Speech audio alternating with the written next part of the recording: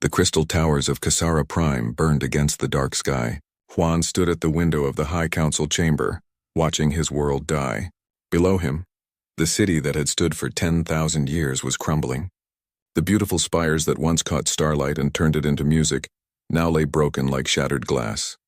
High Counselor. Nari's voice was soft behind him. The eastern districts have fallen. The machines are moving toward the central core. Juan turned from the window. Nari was young for a Villani, barely past her second century. Her pale blue skin had turned almost white with fear, and her large eyes reflected the fires outside. Like all Villani, she was tall and thin with long fingers made for creating art, not weapons. "How long do we have?" Juan asked. "Maybe 6 hours. The energy shields are failing. Our people are trying to evacuate, but the transport ships are too slow." "The machines are faster." Nari's voice broke. "We're not going to make it, are we?" Juan looked around the council chamber. The other members sat in their floating chairs, their faces showing the same hopeless fear. The Villani had never known war. For thousands of years they had lived in peace, creating beautiful things and sharing knowledge with other worlds. They had no armies, no weapons, no idea how to fight. The harvesters had come without warning. The mechanical swarms appeared at the edge of their system 3 days ago.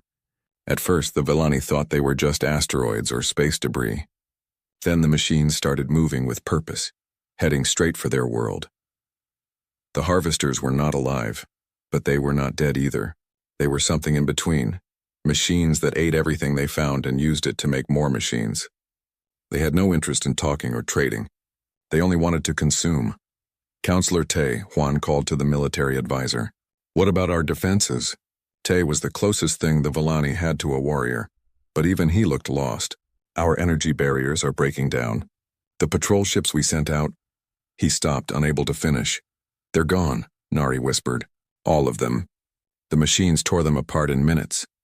Through the window, Juan could see the harvester drones moving through the streets like metal insects.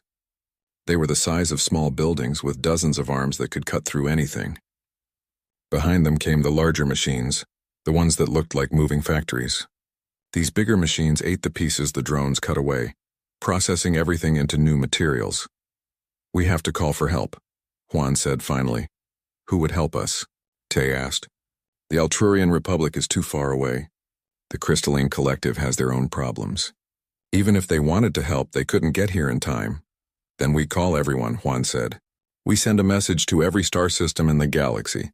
Someone will answer." Nari looked uncertain. "But sir, the emergency beacon protocols require approval from all council members, and we've never used the wideband distress signal before. It goes out to every system, even the restricted ones." "Restricted ones?" Juan asked. "The quarantine zones, the dangerous worlds, the places the Galactic Council marked as too risky for contact." Juan thought about this for a moment. Outside, another crystal tower fell with a sound like breaking bells. "Do it anyway. Send the message to everyone, everywhere." The other council members nodded slowly. They had no choice left. Nari moved to her communication station. Her long fingers danced over the crystal controls, setting up the emergency beacon. "What should I say? Tell them we're dying. Tell them our world is ending. Ask for help." Juan's voice was steady, but his hands shook. "Offer them anything they want in return." Nari began typing. The message was simple and desperate. "This is Kasara Prime in the Villani system. We are under attack by mechanical harvesters. Our defenses have failed. Our people are dying. We have perhaps hours before our world is consumed. We call upon any civilization that receives this message. Please help us. We offer all our knowledge, all our resources, all our gratitude to anyone who can save us. Please. We are running out of time." She looked up at Juan. "Ready to transmit on all frequencies?" "Do it." Nari pressed the final control. The message shot out into space, carried by hyperspace waves that would reach every corner of the galaxy. Then they waited. Minutes passed. Outside, the sounds of destruction grew louder. More towers fell. The evacuation ships were lifting off, but there weren't enough of them. Most of the Villani would have to stay behind. Then the communication system chimed. A response was coming in. "It's from..." "I don't recognize the system," Nari said, frowning at her displays. "The signal is coming from Sector 7842. That's marked as what?" Juan asked. "Quarantine zone. Deathworld classification." Nari's voice was barely a whisper. The message came through in rough, broken Galactic standard. The translation was clumsy, like whoever sent it was using an old dictionary. Message received. Location confirmed. Fleet moving to your position. Maintain current position. Do not engage enemy forces directly. Humans coming. The council chamber fell silent. Everyone stared at the communication display. Humans? Tay said finally. Did they say humans? Nari checked her translation again. Yes, they said humans. Juan felt his blood go cold. Every civilized species in the galaxy knew about humans. They were the monsters from the quarantine world. The Deathworlders who scared even the bravest explorers. Stories about them were told to keep children from wandering too far from home. Maybe we should have been more specific about who we wanted help from, Tay said quietly. Outside, another building collapsed. The harvesters were getting closer to the council chamber. Soon they would reach the central core where the last of the Villani were hiding. It's too late to change our minds now, Juan said. Whatever humans are, they're coming. We can only hope they're better than the alternative. As if to remind them of that alternative, a massive explosion shook the building. Through the window, they could see one of the harvester factory ships moving through the city center, eating everything in its path. The Villani had called for salvation.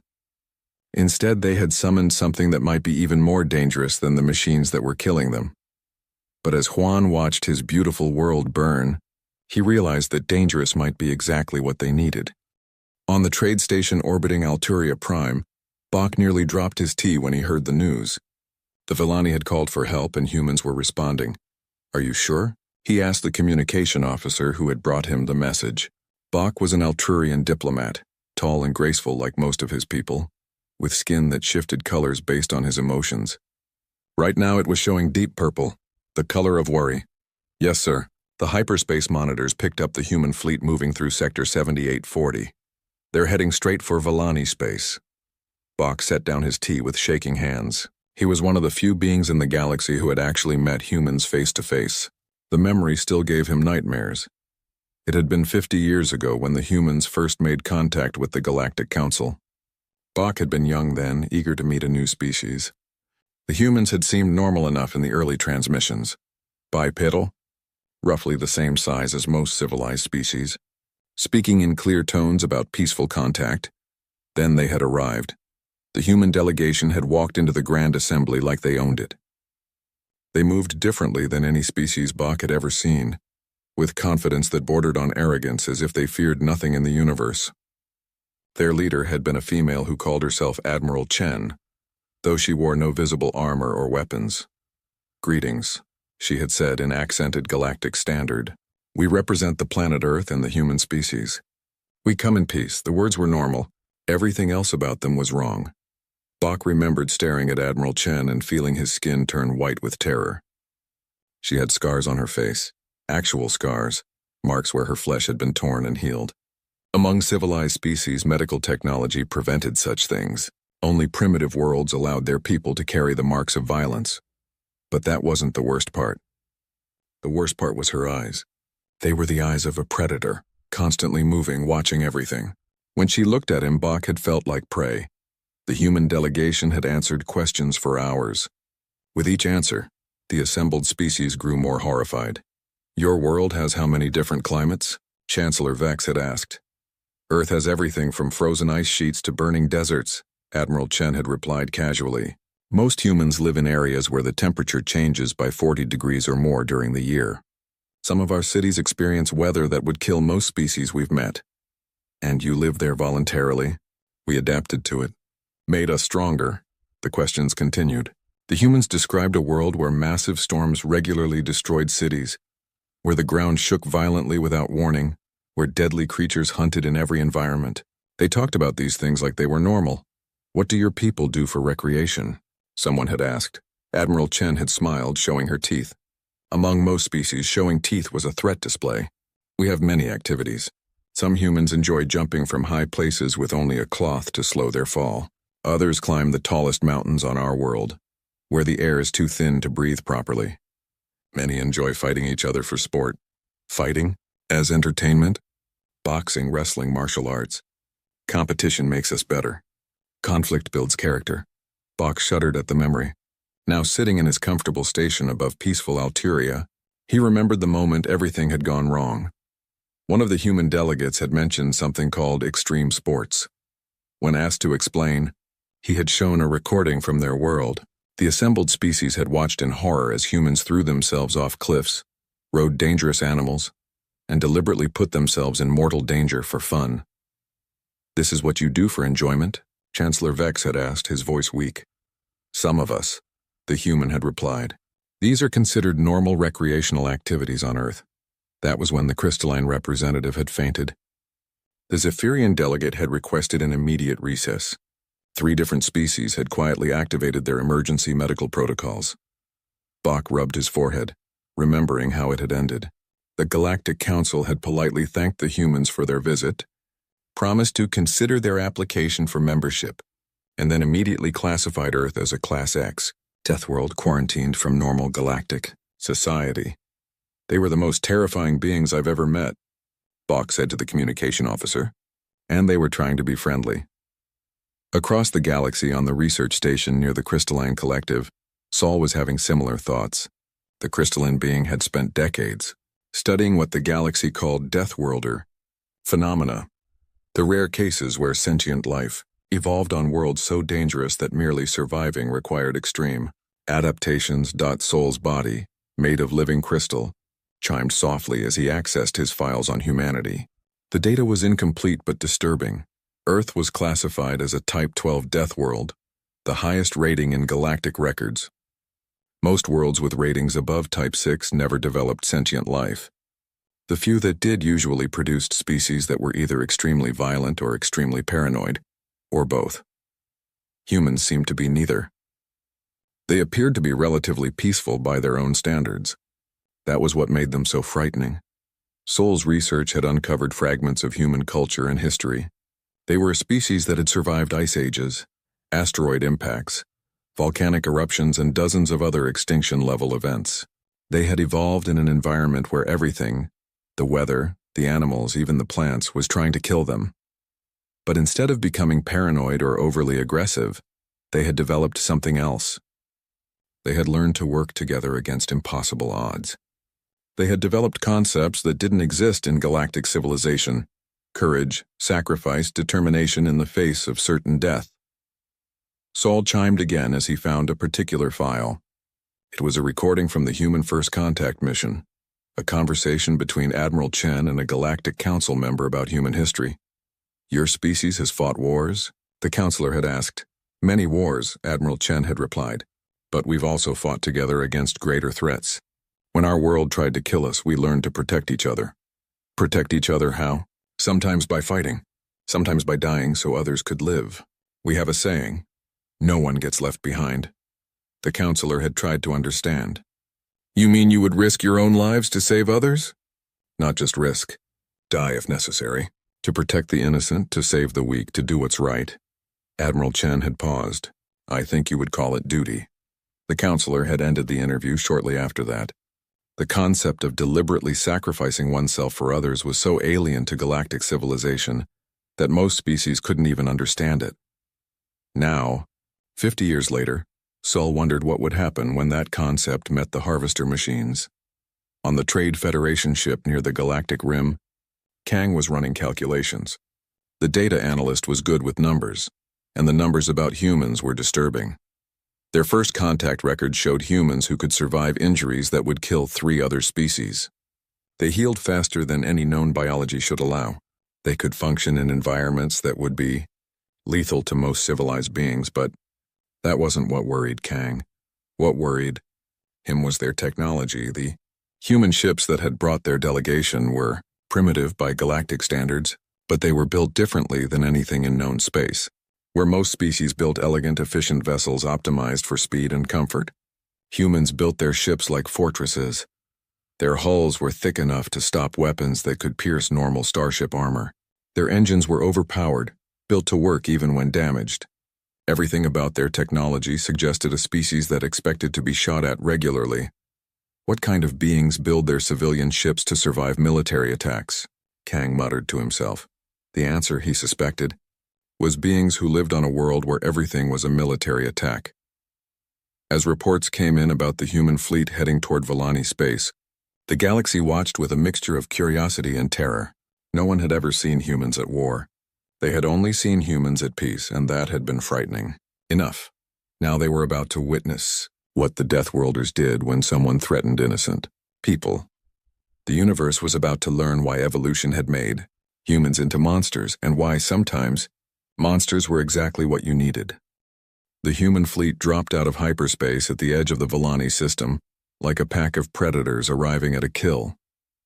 Admiral Min stood on the bridge of her flagship, watching the tactical displays update as her ships took position. The fleet was not beautiful. Where other species built elegant vessels that looked like works of art, human ships looked like they were designed for war. The hulls were thick and angular, covered in armor plating that showed the scars of previous battles. Weapons bristled from every surface, and the engines glowed with barely contained power. Sensors are picking up massive activity around the planet, reported Lieutenant High from her station. She was the youngest officer on the bridge, fresh from the academy, but her voice was steady. Multiple artificial constructs. They're tearing the planet apart. Admiral Min studied the display. The harvester machines were everywhere, swarming across the surface of Kasara Prime like metal parasites. The beautiful crystal cities that the Volani had built over thousands of years were being systematically destroyed and consumed. "Captain Day," Min called to her Special Forces commander. "Analysis?" Captain Day was a compact man with hard eyes and hands marked by old scars. He had seen action against space pirates, rogue AI systems, and worse things that lurked in the dark between stars.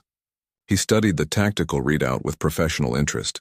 "Classic swarm pattern," he said. "Harvesters work like army ants. The small drones cut everything into pieces, the medium units process the materials, and the large factory ships turn it all into new machines. They're not particularly smart individually, but they're effective in groups. Weaknesses? They're machines. They follow programming, not instinct. They can't adapt to tactics they haven't seen before." Dee smiled, and it wasn't a pleasant expression. "Lucky for us, they've never seen human tactics." Dr. Jun looked up from her xenobiology station. She was the fleet's expert on alien species and first contact protocols. "Admiral, we're receiving a transmission from the planet. The locals are trying to establish communication. Put it through." The main screen flickered, and suddenly they were looking at a Volani. Admiral Min had read the files on the species, but seeing one in person was still jarring. The creature was impossibly tall and thin, with pale blue skin and large eyes that showed too much white. It looked fragile, like something that might break if you touched it too hard. "Please," the Volani said in heavily accented Galactic standard. "Are you the humans? We sent the distress call. We need help." Admiral Min stepped forward. Her translator was working, but she knew that some concepts didn't translate well between species. "I am Admiral Min of the Earth Defense Fleet. We received your message. What is your situation?" "Our defenses have failed. The machines are destroying everything. Our people are trapped in the central cities. We have maybe hours before." The transmission broke up as something exploded in the background. "We understand," Min said calmly. "We're here to help, but you need to know. Our methods might seem strange to you. We're going to do things that other species might consider extreme." The Volani's eyes grew even wider, if that was possible. "Extreme how?" Dr. Jun leaned forward. "Your people are peaceful, correct? You've never fought a war?" "No. We don't understand war. We build things, create beauty, share knowledge. We don't know how to fight." Captain Day snorted. "Well, you're about to get a lesson." Admiral Min shot him a warning look, then turned back to the screen. "We're going to save your people, but you need to trust us. Can you do that?" The Volani nodded desperately. "Yes, anything. Just please help us." "Good. Keep your people in the central areas. Don't try to evacuate during the fighting. You'll only get in the way. We'll handle the machines." The transmission ended, and Min turned to her officers. "Tactical assessment. Approximately 12,000 harvester units on the surface," Lieutenant High reported. 6 major factory ships in orbit plus support vessels. They're using standard consumption patterns. They're not expecting resistance. They're about to get some, Captain Day said grimly. Admiral Min studied the display for a moment longer. The harvesters had surrounded the planet like a metal cage, systematically breaking it down piece by piece. It was efficient, methodical, and completely predictable. Dr. Jun, what do we know about harvester programming? They're designed to optimize resource collection. They avoid unnecessary conflict because fighting damages valuable materials. If they encounter resistance, they're programmed to use minimum force necessary to eliminate the threat. So they're used to fighting species that think logically. Exactly. Most civilized species try to minimize casualties and preserve infrastructure. The harvesters are programmed to counter those tactics. Admiral Min smiled. It was not a nice smile. Then they're in for a surprise. Lieutenant Hai, signal the fleet. Battle stations. Alarms began sounding throughout the ship. All around the fleet, human vessels powered up their weapons and prepared for war. The crews moved with practiced efficiency, each person knowing exactly what to do. Captain Day, Min, said, "You're taking the ground teams down once we clear a path. Your mission is to protect the civilian population and destroy any harvesters in the cities." Understood. What about the factory ships? Leave those to us. Min turned to the main display. All ships, this is Admiral Min. We have civilians on the ground and hostile machines in orbit. Our job is simple. Kill every harvester in this system and get these people to safety. She paused, looking at the tactical display one more time. 12,000 enemy units against a human fleet of 30 ships. In normal galactic warfare, it would be considered a hopeless battle. But humans didn't fight normal galactic warfare. Remember, she continued, harvesters are machines. They think like machines. They expect us to act rationally, to preserve our ships and minimize our losses. They expect us to fight like civilized beings. Around the fleet, human crews checked their weapons and prepared for battle. Many of them were veterans of the Outer Rim conflicts, where they had fought pirates, rogue AI, and things that were even worse. They had learned to fight in environments that would kill other species against enemies that showed no mercy. But we're not civilized, Admiral Min said quietly. We're humans. And these machines just made the mistake of threatening innocent people in front of us.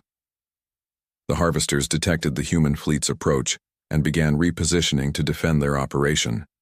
Their movements were precise and logical, designed to maximize their defensive capabilities while minimizing resource expenditure. They had no idea they were about to face an enemy that considered resource expenditure irrelevant when innocent lives were at stake. All ships, Admiral Min commanded. Attack formation. Show these machines what Deathworlders do when someone hurts the helpless. The human fleet moved forward, and the battle for Kasara Prime began. The first wave of human fighters screamed toward the harvester formation like bullets fired from the void. Captain Jin led her squadron in a maneuver that would have terrified any sane pilot, a direct attack run through the enemy fleet's heaviest defenses. Phoenix Squadron. This is Phoenix Leader, Jin called over the comm. Target the factory ships. Remember, we're not trying to be clever here. We're trying to be effective. The harvesters responded exactly as their programming dictated. They formed defensive patterns designed to minimize damage while maximizing their ability to destroy attackers with concentrated fire. It was a logical, efficient response. It was also exactly what the humans were counting on. Phoenix 2, Phoenix 3, break left and draw their fire, Jin ordered. Phoenix 4 through 8, follow me. We're going in. What happened next violated every principle of civilized warfare. Instead of trying to avoid the harvester weapons, Jin's fighters flew straight into them. The human ships were built to take damage, with armor thick enough to survive hits that would vaporize normal fighters. As the harvesters concentrated their fire on the attacking squadrons, they left their flanks exposed. Admiral Min watched from her flagship as the first fighters reached the enemy lines. Dr. Jun, are you recording this? Yes, Admiral. For the historical record. Good. The galaxy needs to see what happens when you threaten our friends. On the surface of Kasara Prime, the Volani watched in horror as the human fighters punched through the harvester defenses. To them, it looked like suicide. The small human ships were taking massive damage, losing pieces of hull and trailing smoke and fire. but they kept flying.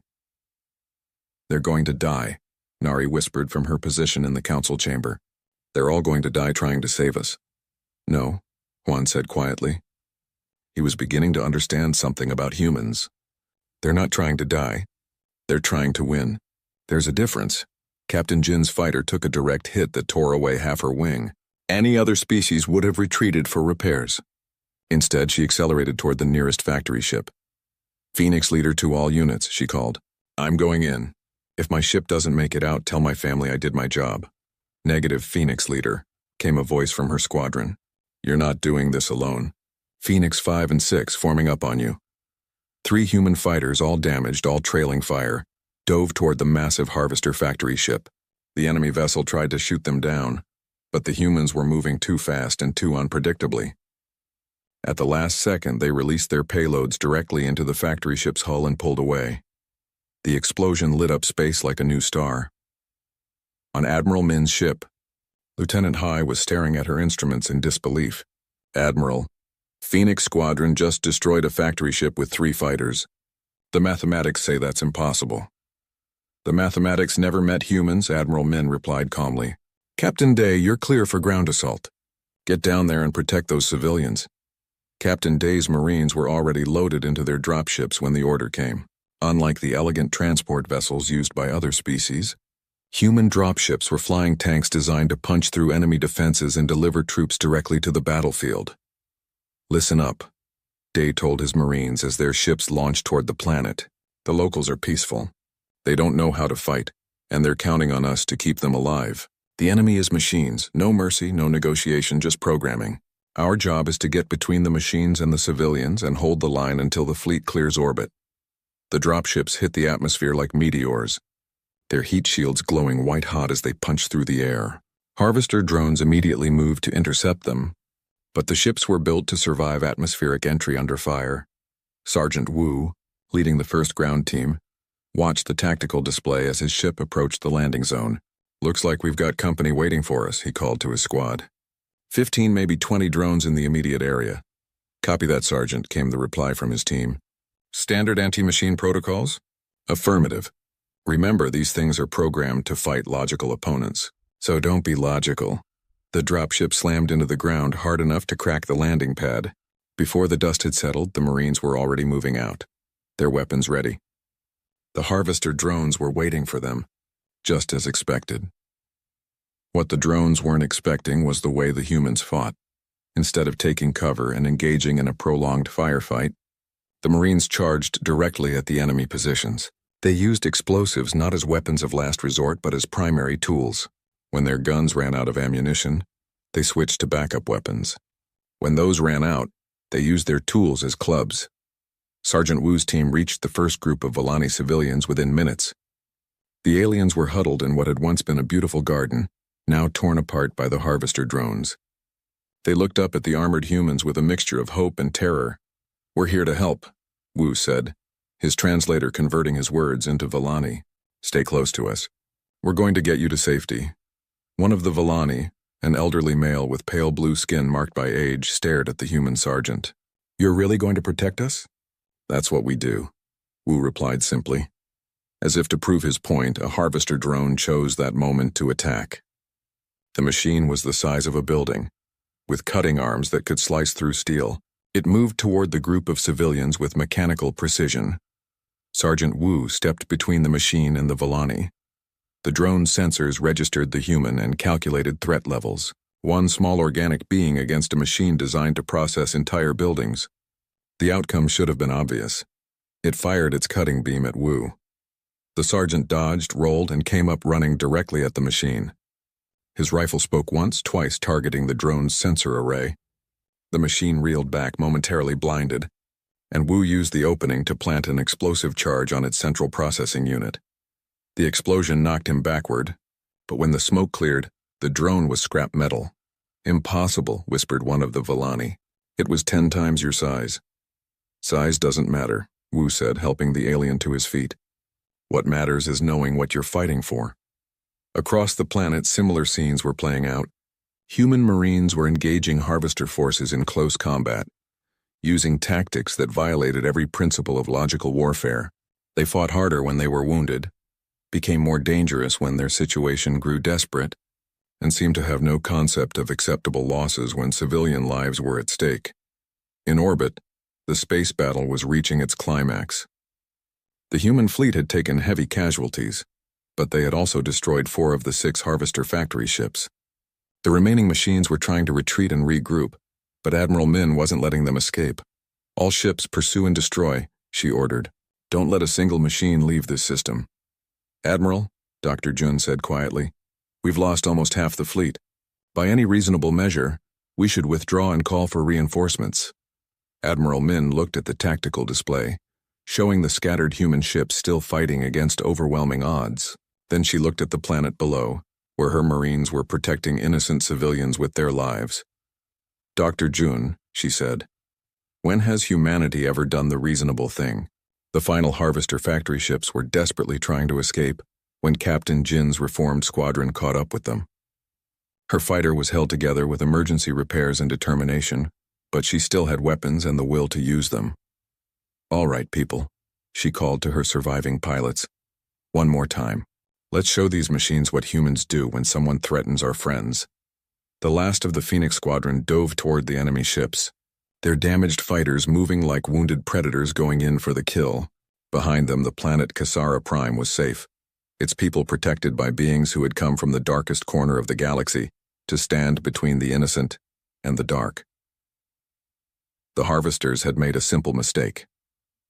They had attacked defenseless people in front of humans, and humans never forgave that kind of mistake. The silence after the battle was almost as unsettling as the fighting had been. Kasara Prime's orbit was filled with the wreckage of Harvester machines, their metal corpses drifting in the void like mechanical ghosts. The human fleet hung in space around them, battered and scarred but victorious. Admiral Min stood in her flagship's medical bay looking at the casualty reports. 14 ships lost, over 3,000 human lives ended, another 1,000 wounded. By the standards of galactic warfare, it was a disaster. By human standards, it was Tuesday. "Admiral," Dr. Jun approached with her datapad, "the Villani are requesting permission to come aboard. They want to thank us," Min nodded tiredly. "Send them to conference room 3, and Jun, make sure they understand that what they saw today was not unusual for us. This is what we do." On the planet's surface, Sergeant Wu was helping to clear the last of the Harvester debris from the civilian shelters. The Villani watched him work with expressions of awe and confusion. Several times they had tried to help, but their fragile bodies couldn't handle the heavy lifting that Wu did without thinking. "Sergeant," one of the Villani approached him. It was the elderly male from the garden, the one who had asked if the humans would really protect them. "I wanted to say, thank you. You saved our lives." Wu paused in his work, looking at the alien with tired eyes. "Just doing our job. But you lost so many of your people. So many died for us. How do we repay that?" The question seemed to confuse Wu. "Repay? You don't repay it. You just live good lives. Be kind to each other. Make your world beautiful again. That's payment enough." The Villani stared at him. "You really mean that, don't you?" "Yeah, we didn't come here for payment. We came because you needed help." An hour later, a small delegation of Villani stood in the conference room of Admiral Min's flagship. High Counselor Huan led the group with Nari and Tai beside him. They looked around the room with wide eyes, taking in the utilitarian design and the scars on the walls from previous battles. "Admiral Min," Huan began formally, "on behalf of all Villani, I want to thank you. You saved our world. You saved our people. Many of you died for us, complete strangers. We don't understand why you would do such a thing." Admiral Min studied the alien delegation. They were so different from humans. Tall, fragile, built for creating beauty rather than surviving horror. "Counselor Huan, can I ask you something? When you sent out that distress call, who did you expect to answer? The Alturian Republic, perhaps? The Crystalline Collective, civilized species who might have resources to spare for humanitarian aid. And if they had come, what would they have done?" Huan thought about it. They would have negotiated with the Harvesters, perhaps. Tried to find a peaceful solution. If that failed, they might have offered to evacuate some of our people to safety. But they wouldn't have fought. Fighting is unthinkable to most civilized species. The cost in lives, in resources, in suffering, it's too high. Better to save who you can and accept the losses. Admiral Min nodded slowly. That's the difference between us and them, counselor. You're right. We're not civilized. We're something else, Dr. June stepped forward. What the Admiral means is that humans evolved differently.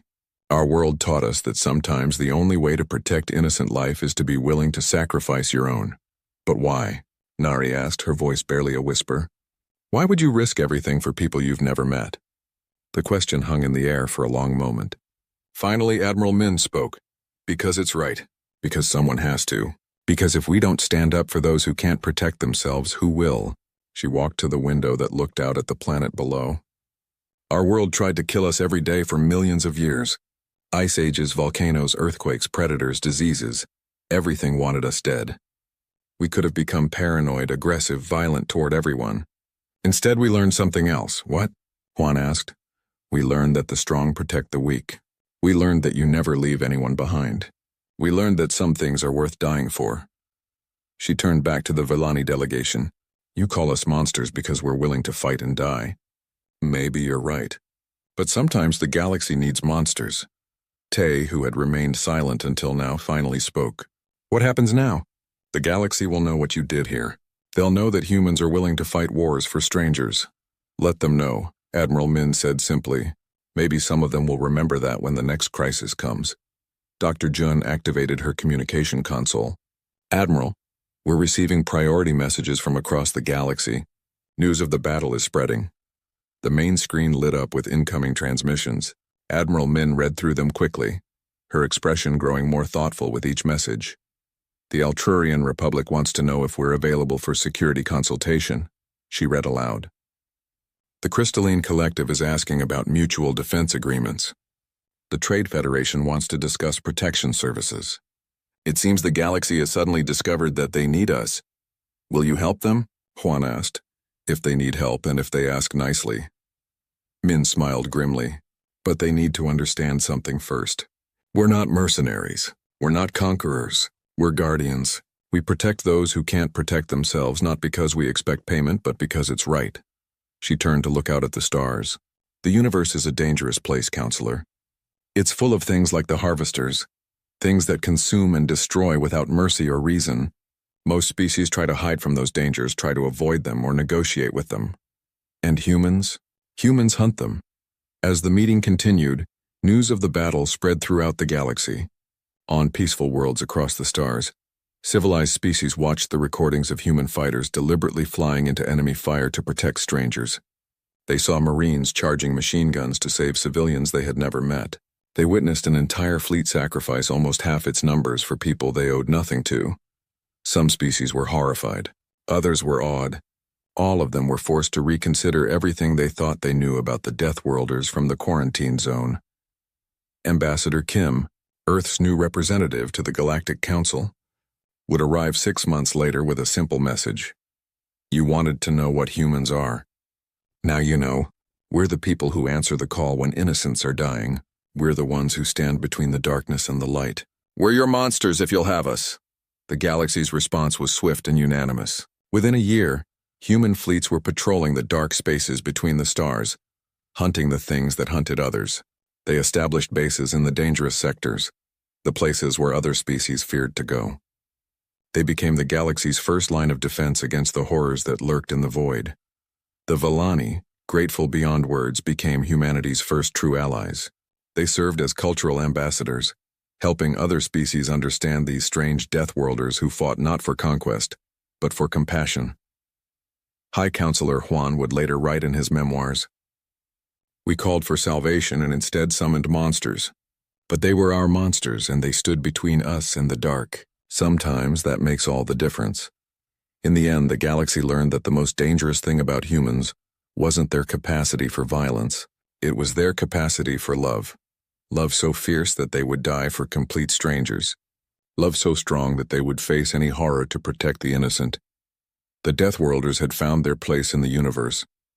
They were the guardians at the gates, the watchers in the dark, the ones who answered when help was needed, and the galaxy was safer for it.